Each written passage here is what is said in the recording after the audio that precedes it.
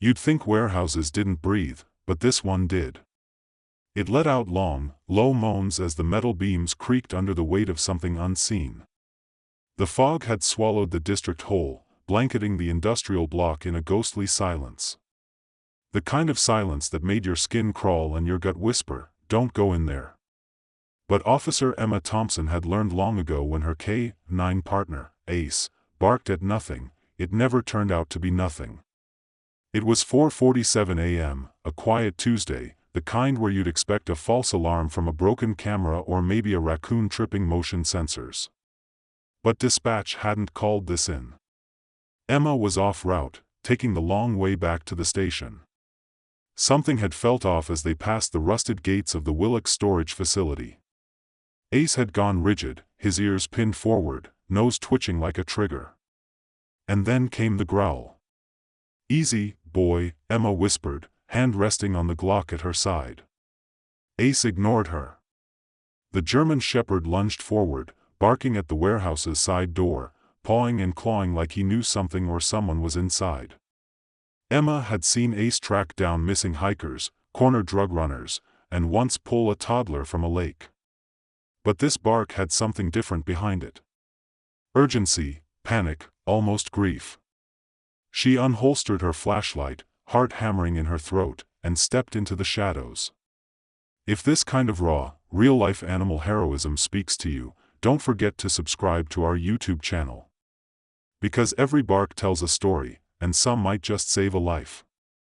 The warehouse door gave way with a loud groan, sending a rat skittering across her boot. She swept the beam of her flashlight left to right. Dust, rusted shelves, abandoned pallets. It looked like no one had been in here for years, but Ace didn't pause. He bolted forward, nose down, tail rigid like an arrow. "Hold up, Ace," she called. But he was already halfway across the warehouse. "Bark it," say toward the rear corridor. Emma jogged after him, boots crunching over broken glass and bird droppings. Her breath formed clouds in the cold metallic air. That's when she heard it. A sound so faint she might have missed it if Ace hadn't stopped cold and whined. It wasn't crying. It wasn't screaming. It was lower than that, guttural, like someone trying to moan with their mouth full of cloth. Her flashlight shook. She turned a corner and found Ace scratching at a bolted metal door. "Back up," she said softly, her hand reaching for the handle. It didn't budge. Emma scanned the frame. For screws at each corner. Whoever locked this door hadn't used a latch. They'd sealed it. She reached into her vest and pulled out her Leatherman tool, working one screw at a time. The whole time, Ace sat, trembling, eyes locked on the door like he could see through it. The last screw fell to the ground. She yanked the door open and nearly dropped the flashlight. Inside was a woman, barely older than 25, slumped against a stack of insulation rolls. Her hands and feet were bound with thick rope, her hair matted, skin pale like wax, and she was pregnant, very pregnant. Her belly strained against a thin cotton shirt soaked with sweat and grime. Her eyes fluttered open, bloodshot and dazed. Her lips moved, but no sound came out. "Oh my God. Dispatch, this is Officer Thompson. I need medical assistance at Willock Storage ASAP. Female victim, late-stage pregnancy. Signs of dehydration and trauma. She's still alive." The woman coughed weakly, barely turning her head. Emma dropped to her knees, untying the ropes with shaking fingers. "You're safe now. We've got you. You're okay." But the woman didn't respond. Ace whimpered beside her. Then, through cracked lips, the woman whispered, "He said no one would find me." The ambulance screeched through the fog 10 minutes later. EMTs lifted the woman onto a stretcher as her stomach seized in a spasm of pain. Labor had begun.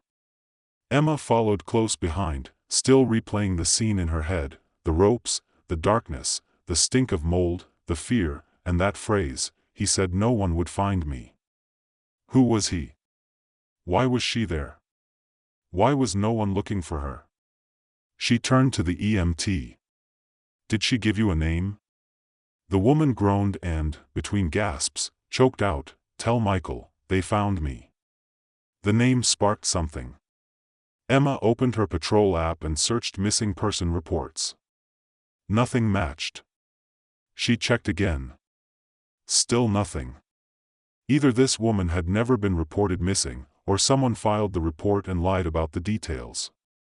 A second ambulance arrived, but it wasn't for the woman. It was for backup. The department had received a silent call trace from Emma's radio when she forced the door. Good. She needed someone else to see what she'd seen. Come with me, she told Officer Blake, leading him back into the warehouse. There's more.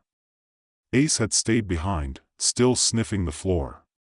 He barked once, then began clawing at a stack of wooden crates in the far left corner of the warehouse. Emma joined him, heart pounding. One by one, she and Blake moved the crates, revealing a dented metal panel, slightly ajar. Inside was a narrow gap, just enough space for a box. And inside that box, a burner phone, a USB stick, a small folder labeled RD Timeline. Emma opened it. Her stomach turned. Inside were photographs, dozens of them, of the same pregnant woman. Different angles, different weeks. Some looked candid, others posed, each dated, each labeled. There were timestamps, notes, even references to her due date, a logbook of her pregnancy documented like a science experiment. Blake looked at her. What the hell is this? Emma shook her head slowly. This wasn't just kidnapping. Someone was keeping track of her, watching her. Waiting. Waiting for what? He asked. She didn't answer, but her gut knew. As the ambulance pulled away into the fog, Ace sat by the warehouse door, tail thumping once as Emma emerged. She knelt beside him, rubbing behind his ears. You did good, buddy, she whispered. You did real good. But her mind was far from calm. Who was Michael? Why was no one looking for a woman days away from giving birth? And more importantly, was this the only warehouse? Or had Ace just scratched the surface of something far more disturbing? The hospital lights were harsh, too clean, too bright, the kind that made everything feel exposed.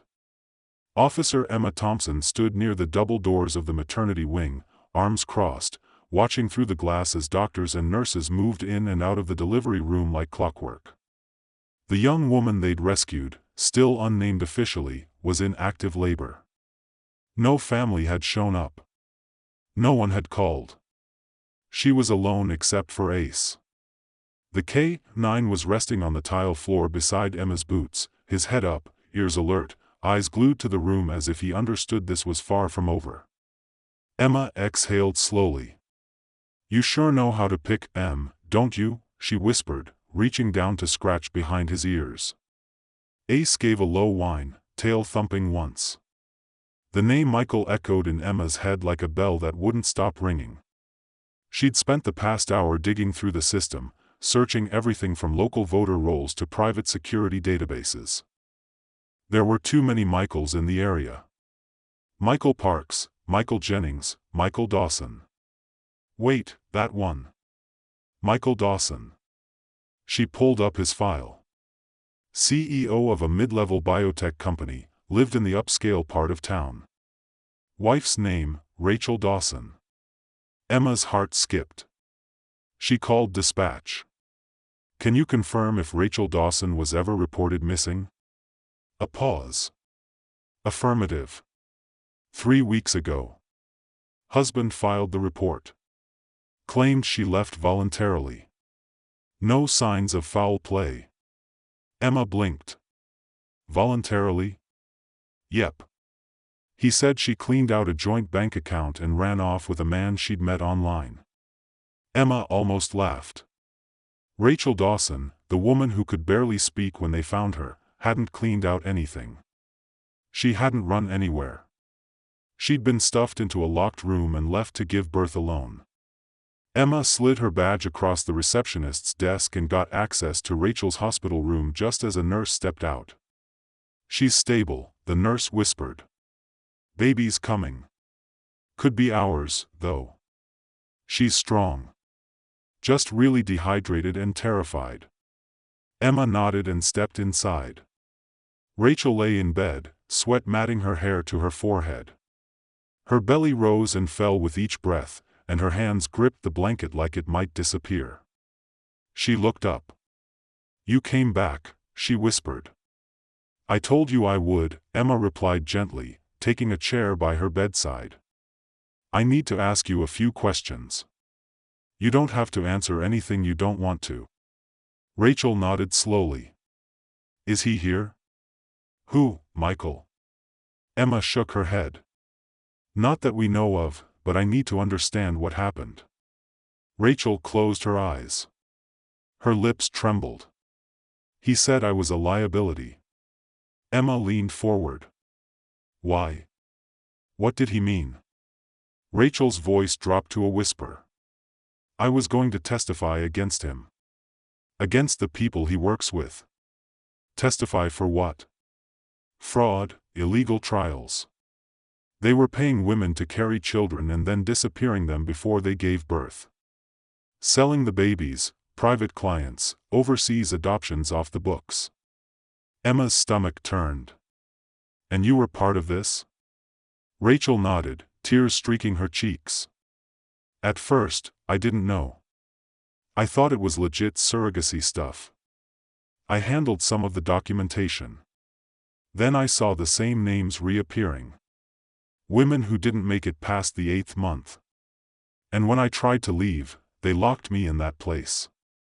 He said the baby wasn't mine anymore. Said no one would ever find me." Emma's jaw clenched. "You've done enough," she said softly. "You're safe now. I promise." Rachel XSS nodded weakly. "He has files, flash drives. He hides them in his home office behind the whiskey shelf." Emma blinked.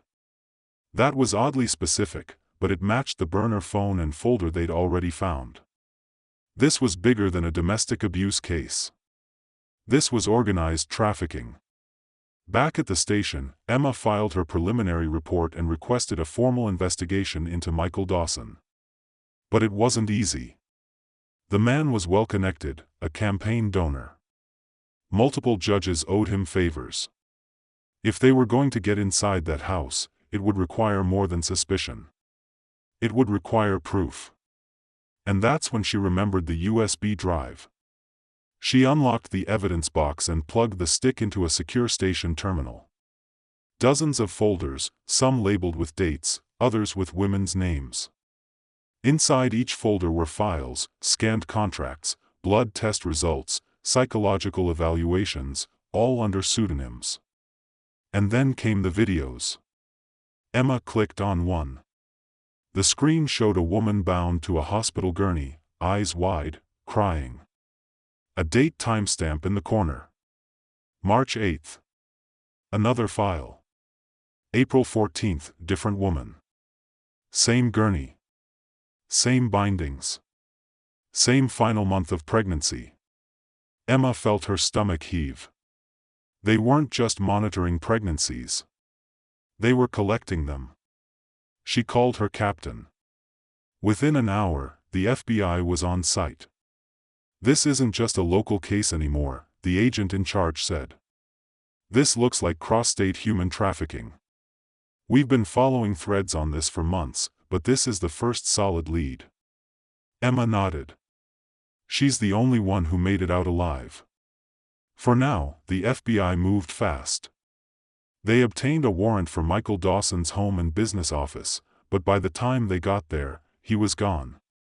Emma stood on the steps of Rachel's hospital room later that night, watching the baby sleep in a heated incubator through the nursery glass. A little girl, 5 pounds 9 ounces. She'd come into this world in darkness, but now she was safe. For now. Behind her, Ace whined quietly. "You knew," she murmured. "You knew someone was in there." He didn't respond, of course, just laid his head on his paws like a soldier finally at ease. The next morning, Emma returned to the warehouse. Ace sniffed around with purpose. She expected it to feel cleaner now, less haunted. But something still felt wrong. Then, suddenly, Ace stopped, stiffened. He growled and turned to a stack of insulation panels behind the far wall. Emma followed his nose. Ace began to scratch hard. Underneath the panels was a thin seam in the concrete. A trap door. Emma pried it open, coughing from the dust and mold. A wooden ladder led downward into darkness. She clicked on her flashlight. What she saw next made her knees buckle. A basement, barely finished, with walls covered in foam insulation, cables, wires, and several screens. A makeshift surveillance room. Camera feeds, not from this warehouse, from others, each labeled with a date and name. Mara, Bay 6. Ally, Lot 3. Rachel, South Unit. Some feeds were live, some were blank. Emma stared in horror. This wasn't one victim. This wasn't even one facility. This was a network. She climbed back up, shaking, and looked at Ace. "Good boy," she whispered, voice breaking. This wasn't over. Not even close. The basement smelled like mildew and regret. Emma stood at the edge of the trapdoor, still holding her breath as the glow from her flashlight trembled along the walls of the underground room. Every inch of the space was a twisted reflection of control: camera monitors, labeled binders, tagged storage boxes. Someone had spent years building this place, not to trap one woman, but to manage many. Ace sat silently beside her, his usual panting replaced by a watchful stillness. He seemed to sense what Emma had already concluded. This was no fluke rescue. This was just the beginning. Emma stepped into the bunker, her boots crunching lightly on the cracked tile. She aimed her flashlight toward the ceiling, wired with old duct tape and makeshift insulation, soundproofing designed to keep screams inside. She walked to the desk. A set of external drives sat stacked like poker chips beside an unplugged laptop. Underneath the table, she found something that made her heart seize. A worn baby blanket, still folded, still clean. Back at the precinct, the FBI had taken over operations. A task force was forming, and Rachel Dawson was now under protective watch at the hospital. But Emma couldn't sleep. Not with that image stuck in her mind. The blanket. Someone had prepared for a birth down there. Had planned for it. And not just one. The surveillance feeds showed at least 5 women in different locations. She spent the next 2 hours combing through the USB drives. Most of the files were coded, scrambled, or incomplete. But one folder was readable, a 13-sequence archive. Inside were hours of footage. Emma watched in stunned silence. Each clip was time-stamped, showing different women, some strapped down, others pacing in panic. One woman stared straight into the camera and said a name. "My name is Elena Carter. I was taken from Oklahoma. If anyone ever sees this, please help my baby." The clip cut off. Another video started, a woman with dark hair, pregnant, silent tears down her cheeks. She didn't speak, just looked directly into the lens as if trying to will her message through the screen. Emma paused the video. In the corner, on the wall behind the woman, was a familiar logo, a painted emblem. Artis Logistics. It rang a bell. Emma did a quick search, a shell company headquartered 2 blocks from Michael Dawson's corporate office. Emma walked into the hospital later that morning with coffee in hand. Rachel was awake, sitting upright, baby girl swaddled in her arms. The nurse had written "Baby Girl Dawson" on the bassinet tag. No first name yet. "Hey," Emma said softly, stepping into the room. Rachel looked up, tired but stronger than before. "You found something, didn't you?" Emma nodded. "More than I wanted to." There's a whole network. Cameras, files, GPS trackers, and women. Dozens of them. Rachel's jaw clenched. They're selling the babies. Some to families, others to clinics, the kind no one talks about. Emma sat beside the bed. I need more from you. Anything you remember? Names, codes, places. Rachel hesitated, then whispered, there was a name, a woman who used to recruit. Her name was Tara. Tara Kim. She was Michael's assistant. She used to handle all the paperwork, the cleanup, too. Emma pulled out her notebook. She's still with the company? Rachel nodded. Probably running it now. An hour later, Emma was outside the RDS Logistics building. Ace sat beside her in the passenger seat, alert and fidgety. The company's front office looked ordinary, glass doors, clean white signage, a few potted plants outside. But Emma had seen too much to trust clean facades. She walked in, flashing her badge. The receptionist stiffened. Can I help you? I'm looking for Tara Kim. The woman swallowed. She's not in right now. Emma smiled politely. You sure? Her car's in the parking lot. The receptionist paused. Too long.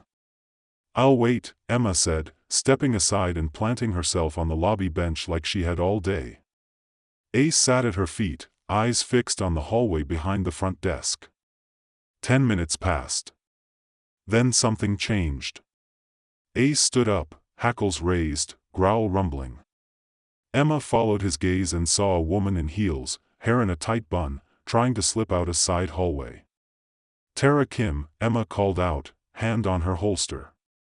The woman froze, then bolted. Ace exploded forward, leash snapping taut as Emma took off after her. Down the hall, past rows of cubicles, Tara turned sharply and yanked open a stairwell door. Emma followed fast. Tara, don't run. You're only making this worse. Tara didn't listen. She sprinted up the stairs to the roof, gasping as she shoved the metal door open, only to be greeted by Ace lunging up behind her, barking loud enough to rattle glass. Tara screamed and fell to her knees. Emma reached her seconds later, cuffs out. You're under arrest for conspiracy to commit human trafficking, obstruction of justice, and unlawful detainment of multiple women. Tara didn't speak, just shook. But the look in her eyes said it all. She knew they were caught. At the station, Tara broke faster than expected. Emma sat in the interrogation room, watching her fidget with the plastic cup of water. They'll come for me, Tara whispered. Who? Emma asked. The buyers, the funders. You think Michael's in charge? He's a puppet, just like me. Emma leaned in. Names. Tara hesitated, then whispered, there's a ledger in the Aspen house, second-floor office, hidden behind the piano. Everything's in there. Names, accounts, even judges. Emma didn't flinch, but her heart raced. This went deeper than she thought. That night, Emma sat alone in her kitchen. Ace curled at her feet. The fridge hummed. The clock ticked. She stared at her laptop, the baby monitor footage still paused. Her phone buzzed. An alert from the FBI field team. They'd raided the Aspen property. They found the ledger and a shallow grave. Emma didn't want to ask, but she did. One of the missing women, Elena Carter, the one from the video. The next morning, Emma brought Rachel and her baby to a secure house in a quiet suburb. Rachel was reluctant, scared, but grateful. She needs a name, Rachel said, rocking the infant slowly. Something strong. Emma smiled. She already is. Rachel looked up. What do you think of Grace? Emma's throat tightened. Grace is perfect. As Emma walked back to her cruiser, Ace jumped into the back seat, tongue out, tail wagging. She scratched behind his ears. Still chasing ghosts, huh? Ace barked once. But Emma knew this wasn't the end. There were more warehouses, more victims, and someone out there still pulling the strings. But they'd made one mistake. They'd underestimated a dog with a nose for truth. And a cop who refused to quit. The house in Aspen Ridge was picture-perfect: white columns, fresh landscaping, American flags swaying gently on the porch. The kind of place you'd expect to see on a holiday postcard, not the center of a human trafficking investigation. But Emma had learned something very early in her career: evil hides in plain sight. Sometimes it wears a badge, sometimes a tailored suit, and sometimes it waters the lawn at 7 a.m. like any other neighbor. She stepped out of the SUV with Ace at her side, both of them staring up at the Dawson estate. It looked empty, too quiet. The kind of quiet that feels like it's waiting. FBI had cleared the property the night before, unlocked the office behind the baby grand piano, recovered the hidden ledger. Inside that black leather book were names, dollar amounts, coded addresses. They were still trying to decipher all of it. But one thing was clear: Michael Dawson wasn't the top of the pyramid. He was the doorman. Ace sniffed the grass near the porch and whined. His nose brushed the welcome mat. Emma bent down, lifted it. Nothing. But Ace didn't stop. He walked along the edge of the house, tail twitching, nose low to the ground. "Smell something, partner?" Emma asked. He stopped at a side garden bed, barked once. Emma crouched and cleared away a few leaves. A plastic utility box. She pried it open. Inside, a phone, no screen, no brand, just a sealed casing with a blinking red light and an antenna. A transmitter, not meant to call from here, but to receive. Her radio chirped. "Emma, it's Blake. You need to see this." The last financial logs from Dawson's company just came through. Millions were funneled through RDS Logistics into something called Sanctum Corporation. Ever heard of it? Emma froze, her breath caught. Yes, she had. Years ago, Sanctum was the name of a defunct religious nonprofit involved in multiple allegations of child exploitation. Charges were dropped. Records vanished. The founders disappeared. Now it was back, rebranded and buried under shell corporations. "I have now," she replied grimly. "Tell the task force we've got an old ghost in a new suit." The trap came later that night. Emma wasn't supposed to go alone, but the text came from a secured line, the same number used by FBI case leads. It read, "We have the next warehouse. Coordinates below. Suspect movement tonight. Come quietly. Don't alert media." Emma checked the coordinates: a rural property about an hour outside town. She looked at Ace. "Mom, we going?" He barked twice, already pacing near the cruiser. The road wound into the woods like a question mark. No signs, no cell signal, just thick trees and a broken sky, the moon peeking through heavy clouds. Emma drove slowly, one hand on the wheel, the other hovering near her holster. At mile marker 58, she saw it, a gravel path with a rusted sign, "Private, no trespassing." She turned in. The warehouse was larger than the last, older. The tin roof sagged in the middle like it had a secret. Ace growled the moment they stopped. Emma got out quietly. The air was thick with moisture, like a storm was sitting just out of reach. She gave Ace the signal. He moved first, swift, silent. She followed. At the front entrance, the door creaked open with a touch. No lock, no sign of forced entry. "Too easy," she whispered. Inside was pitch black. Emma clicked her flashlight on. Ace darted ahead and then stopped cold. His tail dropped. His body stiffened. He barked once, then turned back and lunged at her. Too late. The floor beneath Emma gave way. She hit something hard, metal, and cold. Pain shot through her shoulder as she rolled, trying to keep her hand on the flashlight. Ace barked above, frantic. Emma groaned, reaching for her radio, but it had smashed on impact. The room smelled of mold and copper. Concrete walls, no windows. A light snapped on above her, flickering, and then a voice, distorted, mechanical, filled the space. "You should have stayed out of this, Officer Thompson." Emma sat up slowly. "Michael." The voice chuckled. "Michael was a tool. You're not even close to the real architects. You've disrupted our deliveries. Stolen inventory. That's not something we overlook." Emma stood. Her heart pounded, but she kept her voice steady. "You're going to jail. You and everyone behind this." The voice laughed again. "Do you know how long this network has existed? Decades. Long before you were born. You think a dog and a badge are going to end us?" Emma moved to the edge of the room. She felt the wall, cold, seamless. Then she spotted something in the corner. A small ventilation shaft, maybe above. Ace was still barking. But now he wasn't alone. A black SUV had pulled up. 2 men stepped out, armed.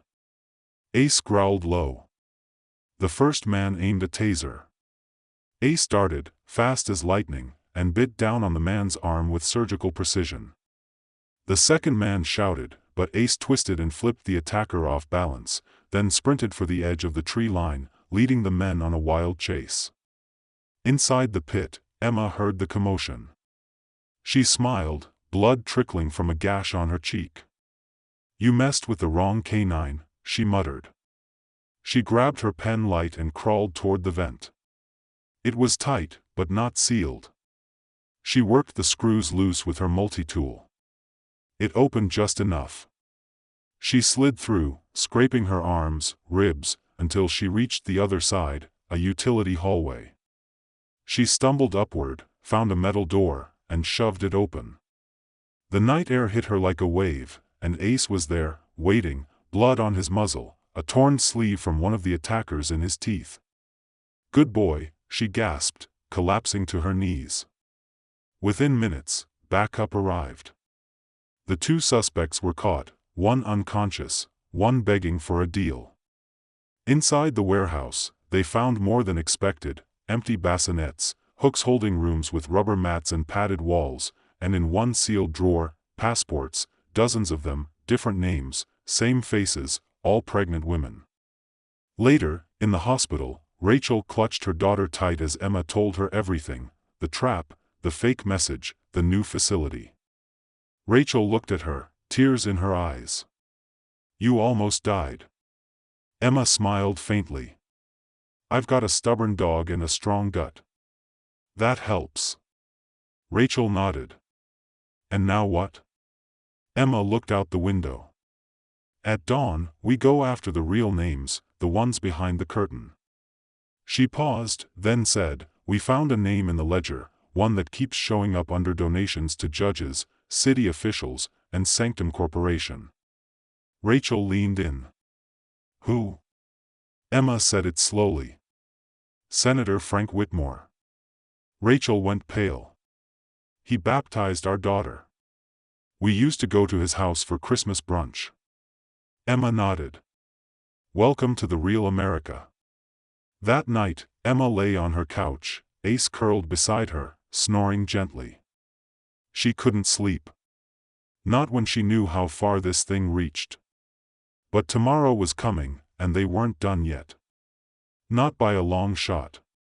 The rain had started just after midnight, a steady curtain that draped over the city like someone trying to wash away the sins of the past few days. But no storm could cleanse what Officer Emma Thompson had just uncovered. She stood in front of a boarded-up auto shop on the east side of town, water running off the brim of her jacket, her K-9 partner, Ace, beside her, tail stiff, nose twitching. "This is the 3rd lead tonight," Emma muttered into her radio. "The other 2 were decoys. Let's hope this isn't another one." Ace gave a low growl. That was all the confirmation she needed.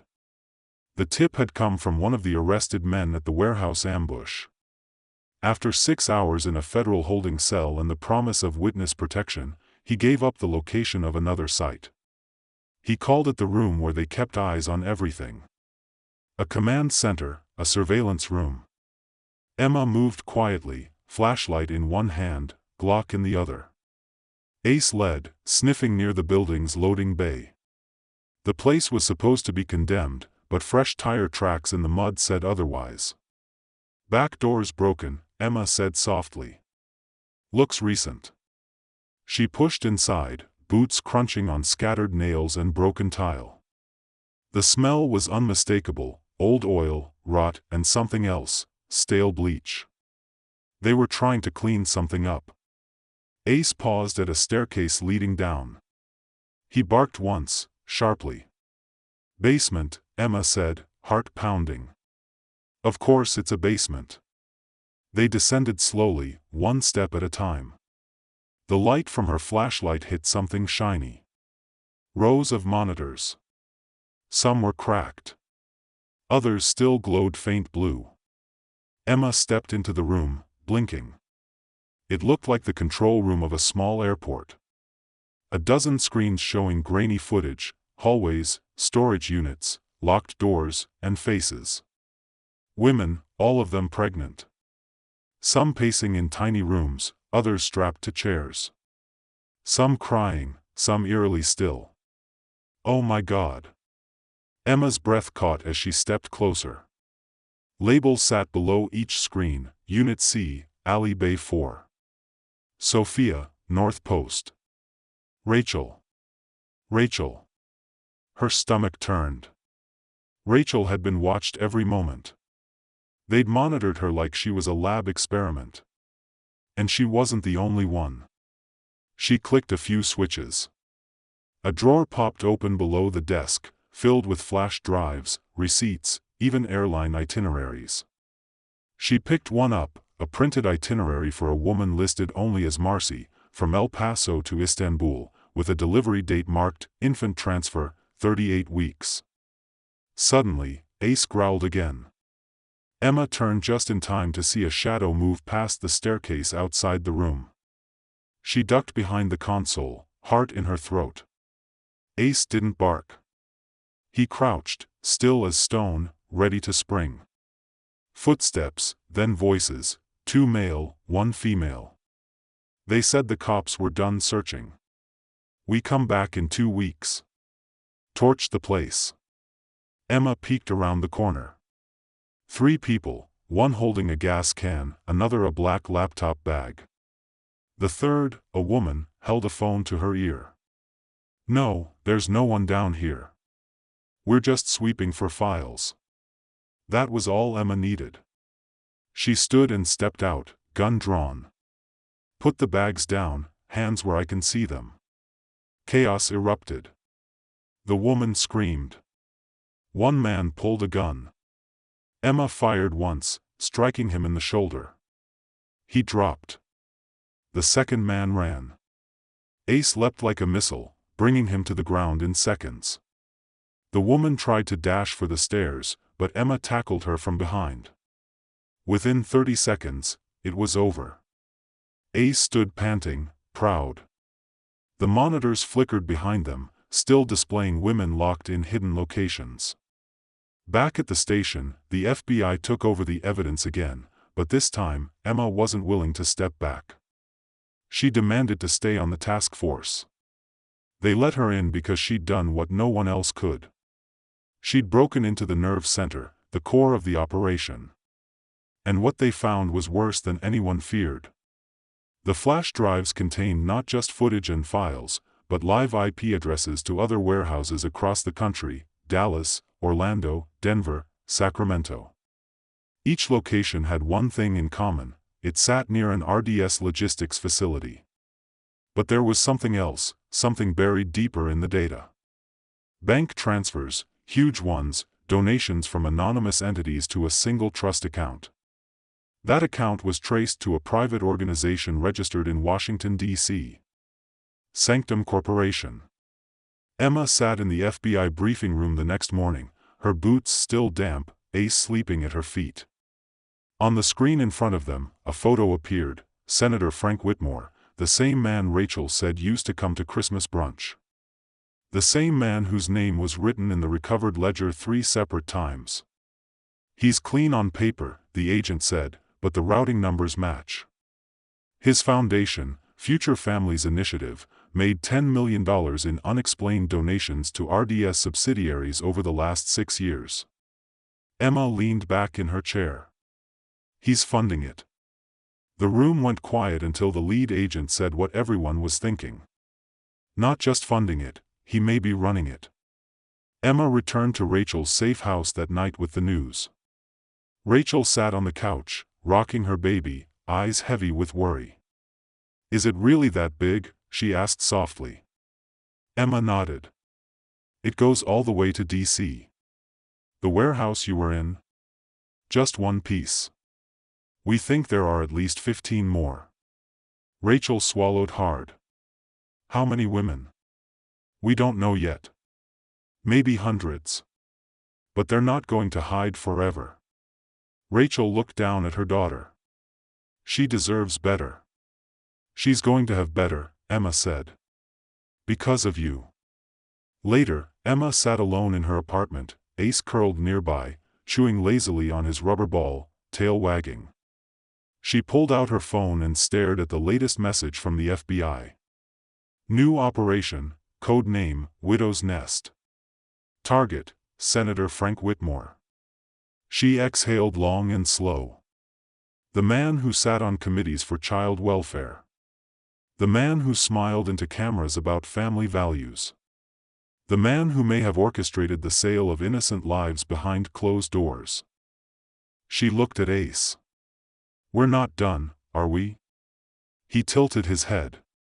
Outside, thunder rolled again, but inside, she was calm because the hunt had just entered its final stage. And this time, she wasn't chasing shadows. She was going to bring them into the light. The Capitol building never looked more imposing. To the outside world, Senator Frank Whitmore was a pillar of virtue, a former military officer turned politician, a family man, a loud voice for American values. To Officer Emma Thompson, standing beneath the marble dome with her K-9 partner, Ace, at her side, he looked like exactly what he was, the face of the monster they'd been chasing. It had taken months to get here. Every flash drive recovered, every pregnant woman rescued, every coded ledger decrypted.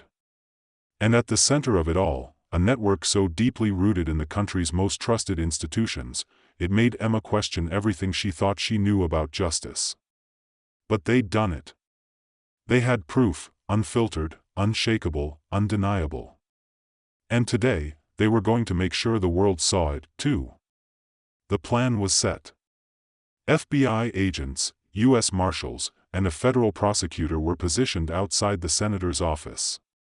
Emma was granted special clearance to join, not just because she uncovered the truth, but because of who she brought with her, Ace, the K-9 who never gave up.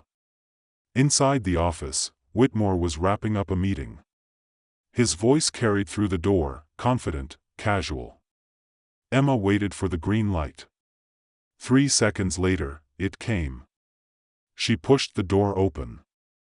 "Senator Whitmore, you're under federal investigation for conspiracy to commit human trafficking, unlawful confinement, obstruction of justice, and multiple counts of wire fraud." The room went still. The senator turned slowly, his expression unreadable. "You've got no idea what you're interfering with," he said, voice low, cold. Emma stared him down. "Actually, I do. I've walked through the warehouses. I've held the women's hands. I've seen their babies. And I've looked them in the eyes when they realized they were finally free." Whitmore smirked. "They were already lost, forgotten by society. We gave them purpose." Emma's voice turned to steel. "You sold them." Ace let out a soft growl.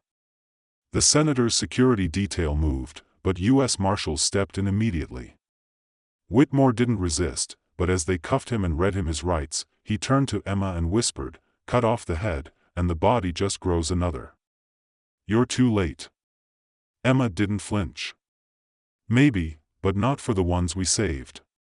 The trial that followed was the most publicized federal case in over a decade. Emma took the stand. So did Rachel. So did 5 other women found through the network. Each testimony painted the same picture: recruitment, isolation, manipulation, and captivity.